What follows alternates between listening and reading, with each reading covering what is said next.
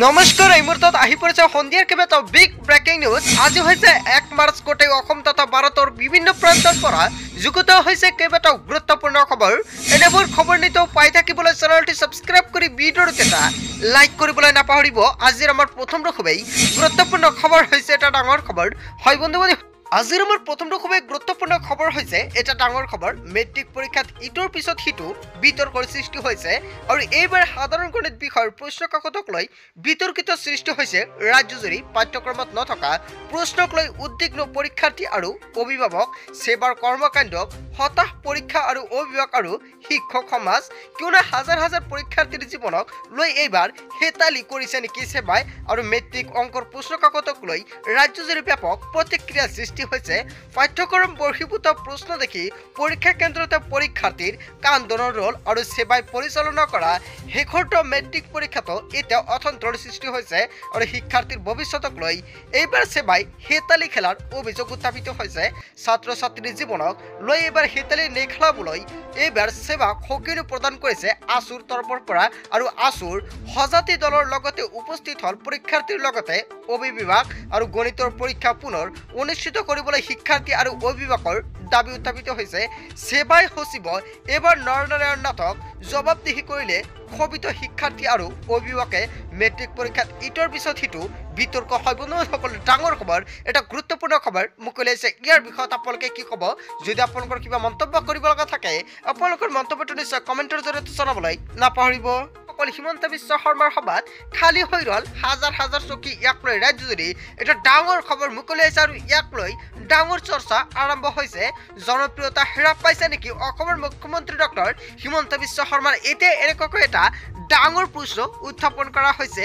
বৰপেটাত হাজাৰ হাজাৰ চকী খালী হৈ ৰল হিমন্ত বিশ্ব শৰ্মাৰ সভাখনত আৰু এফালে লাখপতি বাইদেউৰ ভাষণ দিয়েছিলে অসমৰ মুখ্যমন্ত্ৰী ডক্টৰ হিমন্ত বিশ্ব শৰ্মাই আৰু আনফালে সভাগৃহত খালী হৈ ৰল চকীসমূহ আৰু ৰাজনীতিৰ বাবে কেইবাটাও মন্তব্য কৰিছিল আৰু আঁচনিৰ ভাষণেও যেনে আকৰ্ষিত কৰিব পৰা নাই এতিয়া ভোটাৰ ৰাজ্যক। হয় বন্ধুসকলৰ ডাঙৰ খবৰ, এটা গুৰুত্বপূৰ্ণ খবৰ। আচলতে মুখ্যমন্ত্ৰী হিমন্ত বিশ্ব শৰ্মাৰ এতিয়া জনপ্ৰিয়তা কমি গৈছে নেকি? জনতাই কি ক'ব? জনতাৰ মন্তব্যটো নিশ্চয় কমেণ্টত জনাব। তাৰপিছত অসমবাসী ৰাইজক জনাইছো আমাৰ আন এটা খুবেই গুৰুত্বপূৰ্ণ খবৰ। লগতে ডাঙৰ খবৰ, ৰাজনীতি কৰক, পাপ নকৰিব, বিজেপিলৈ মুকলি আহ্বান কেজৰিৱালৰ। দিল্লীৰ মুখ্যমন্ত্ৰী অৰবিন্দ কেজৰিৱালে কেইবাটাও গুৰুত্বপূৰ্ণ মন্তব্য কৰিছে। ৰাজনীতি কৰক, পাপ নকৰিব, বিজেপিলৈ মুকলি আহ্বান কেজৰিৱালৰ। লগতে কৈছে পজিটিভ ৰাজনীতি কৰক বিজেপিয়ে আৰু ভাল কাম কৰক বিজেপিয়ে আৰু নিজে কাম নকৰে আমাকো কৰিবলৈ নিদিয়ে। দিল্লীৰ সদনৰ পৰাই বিজেপিক সৈকনি প্ৰদান কৰিছে কেজৰিৱালে। ৰাজনীতি কৰক, পাপ নকৰিব, কেইবাটাও গুৰুত্বপূৰ্ণ মন্তব্য কৰিছে দিল্লীৰ মুখ্যমন্ত্ৰী অৰবিন্দ কেজৰিৱালে। বন্ধুসকল, মুখ্যমন্ত্ৰী অৰবিন্দ কেজৰিৱালে যিকেইটা মন্তব্য কৰিছে আপোনালোকে কি ক'ব? তাৰপিছত অসমবাসী ৰাইজক জনাইছো আমাৰ 3 নম্বৰটো খুবেই গুৰুত্বপূৰ্ণ খবৰ। লগতে ডাঙৰ খবৰ, 2031 চনত AIUDFৰ চৰকাৰ হ'ব অসমত। এই মুহূৰ্তত অসমবাসী ৰাইজক জনাইছো আন এটা বিগ ব্ৰেকিং নিউজ। এটা গুৰুত্বপূৰ্ণ মন্তব্য মুকলি হৈছে। 2031 চনত AIUDFৰ চৰকাৰ হ'ব অসমত বুলি মন্তব্য কৰিছে। বিৰোধীৰ ভূমিকা এতিয়া আমিহে পালন কৰিব লাগিব। এতিয়া কংগ্ৰেছ শেষ, কিয়নো AIUDFৰ বিধায়ক কৰিমুদ্দিনৰ ডাঙৰ মন্তব্য। হয় বন্ধুসকল, কৰিমুদ্দিনে যিকেইটা মন্তব্য কৰিছে আপোনালোকে কি ক'ব? আচলতে 2031 চনত AIUDFৰ চৰকাৰ হ'বনে অসমত? ইয়াৰ বিষয়ত আপোনালোকে কি ক'ব? আপোনাৰ মন্তব্যটো নিশ্চয় কমেণ্ট কৰি জনাব। তাৰপিছত অসমবাসী ৰাইজক জনাইছো আমাৰ 4 নম্বৰটো খুবেই গুৰুত্বপূৰ্ণ খবৰ। লগতে ডাঙৰ খবৰ, বিজেপিয়ে কেতিয়াও শান্তি নিবিচাৰে, সংঘাত বিচাৰে বুলি মন্তব্য কৰিছে গৌৰৱ গগৈয়ে। আমি ভগৱানৰ ৰামৰ নাম ল'লে আমাৰ মনত ভক্তি থাকে, বিজেপিয়ে ভগৱানৰ নাম ল'লে তেওঁলোকৰ মনত ঘৃণা থাকে বুলি মন্তব্য কৰিছে গৌৰৱ গগৈয়ে। আমি যেতিয়া ভগৱানৰ নাম লওঁ আমাৰ মনত শান্তি আহে, আৰাধনা আহে বুলি মন্তব্য কৰিছে। এনেকুৱাকৈ বিজেপিক তুলনা কৰিছে গৌৰৱ গগৈয়ে। কাছাৰৰ বৰখলাৰ ভাঙাৰপাৰাত কংগ্ৰেছৰ বিশাল নিৰ্বাচনী সভাত কেইবাটাও মন্তব্য কৰিছে গৌৰৱ গগৈয়ে। বিশাল নিৰ্বাচনী সভাত কংগ্ৰেছৰ সাংসদ গৌৰৱ গগৈৰ অংশগ্ৰহণ আৰু অংশগ্ৰহণ লৈ কেইবাটাও গুৰুত্বপূৰ্ণ মন্তব্য কৰিছে। লগতে কৈছে পুষ্পবৃষ্টিৰে হ'বলৈ আদৰি কংগ্ৰেছৰ সাংসদ গৌৰৱ গগৈ। কংগ্ৰেছৰ দলত্যাগৰ ধুমুহাৰ সময়তে গৌৰৱ গগৈৰ বিজেপিক তুলনা আৰু আমি ভগৱানৰ নাম ল'লে ভাল ব্যক্তি, ভাল সমাজ গঢ়াৰ কথা চিন্তা কৰে আৰু তেওঁলোকে যেতিয়া ভগৱানৰ নাম লয় তেতিয়া হিংসাৰ কথা চিন্তা কৰে।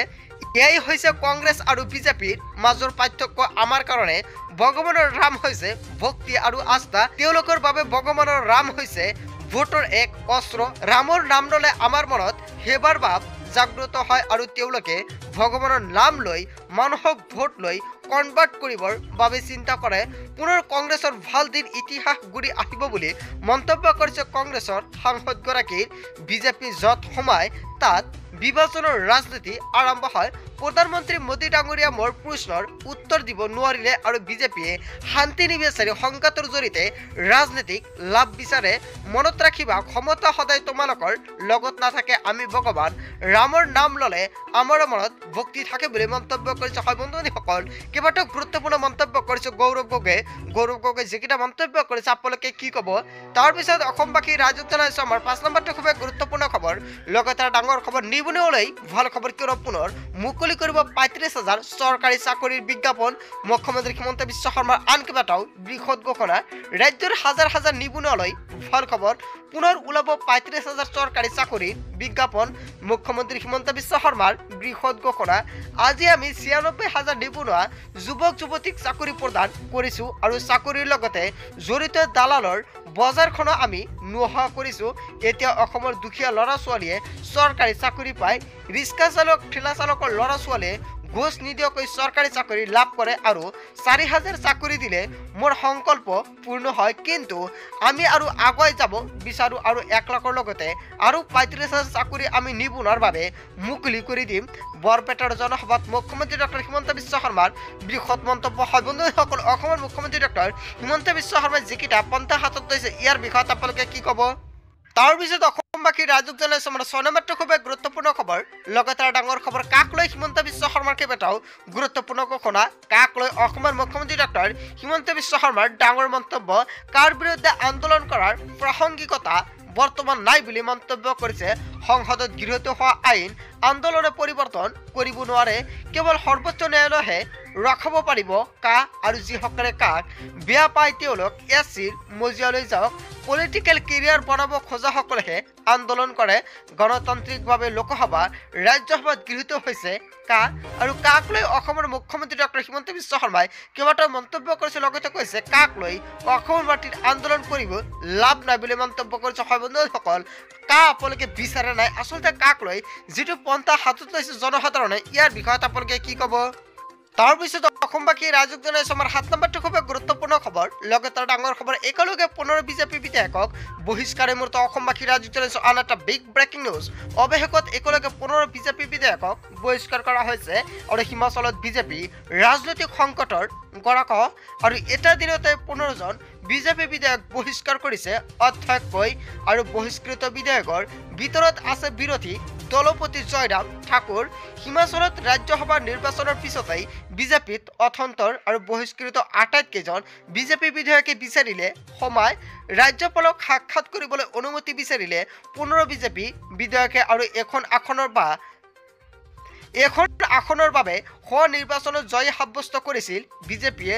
ৰাজ্যসভা নিৰ্বাচনৰ পিছতেই হিমাচলৰ ৰাজনীতিত খলকনি আৰু একেলগে ১৫ বিজেপি বিধায়ক বহিষ্কাৰ। হয় বন্ধুসকল, এটা ডাঙৰ খবৰ, এটা গুৰুত্বপূৰ্ণ খবৰ মুকলি আছে। তাৰপিছত অসমবাসী ৰাইজক জনাইছো আমাৰ ৭ নম্বৰটো খুবেই গুৰুত্বপূৰ্ণ খবৰ, লগতে ডাঙৰ খবৰ। কিয়নো জৰুৰী খবৰ, ইমপ্লয়মেণ্ট এক্সচেঞ্জত পুনৰ পঞ্জীয়ন আপুনি কৰিলে নে? ইমপ্লয়মেণ্ট এক্সচেঞ্জত পুনৰ পঞ্জীয়ন নকৰা সকলৰ বাবে ভাল খবৰ, কিয়নো তৃতীয় আৰু চতুৰ্থ বৰ্গৰ চাকৰিৰ আবেদন কৰা সকলৰ বাবে জৰুৰী খবৰ। আপুনি পুনৰ পঞ্জীয়ন কৰিব পৰা নাই যদি কোনো চিন্তাৰ প্ৰয়োজন নাই, আপোনাৰ ২৯ ফেব্ৰুৱাৰীৰ পিছতো কৰিব পাৰিব আপোনালোকৰ এমপ্লয়মেণ্ট এক্সচেঞ্জৰ পুনৰ পঞ্জীয়ন। যদি আপুনি ২৯ তাৰিখৰ আগতে আপোনালোকৰ এমপ্লয়মেণ্ট এক্সচেঞ্জটো এতিয়ালৈকে ৰিৰেজিষ্ট্ৰেশ্যন কৰা নাই তেনে ক্ষেত্ৰত আপোনাৰ বাবে ভাল খবৰ, কিয়নো ২৯ ফেব্ৰুৱাৰীৰ পিছতো বাহাল থাকিব এমপ্লয়মেণ্ট এক্সচেঞ্জৰ পুনৰ পঞ্জীয়ন আৰু চৰকাৰে দিয়াৰ দৰে নতুন নিয়মেৰে কৰিব পাৰিব আপুনি পঞ্জীয়ন।